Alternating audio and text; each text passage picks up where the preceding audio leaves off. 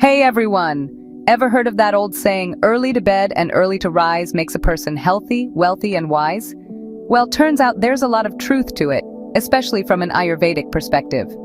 Today, I'm diving into why getting a good night's sleep isn't just about feeling rested, it's about unlocking a treasure trove of health and even wealth.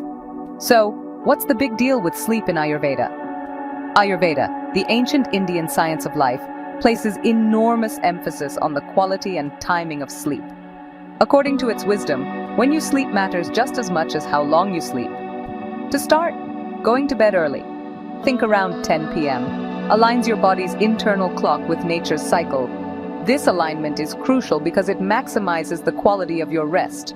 You see, the time between 10 p.m. and 2 a.m. is considered particularly potent for physical repair, while 2 a.m. to 6 a.m. is for mental rejuvenation. Miss these windows and you might not fully recharge, impacting not only your health but also your mood and productivity the next day. Now, why link this to wealth? Here's an interesting twist. Good sleep boosts your energy levels and sharpens your mind. This means you're more productive, make better decisions, and generally feel more positive. Qualities that can indeed translate to better professional performance and ultimately might even impact your financial success.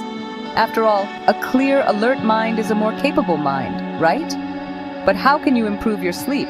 Here are a couple of quick Ayurvedic tips. First, try to wind down your evening with some light stretching or meditation instead of screen time. This prepares your body for a deep, restful sleep.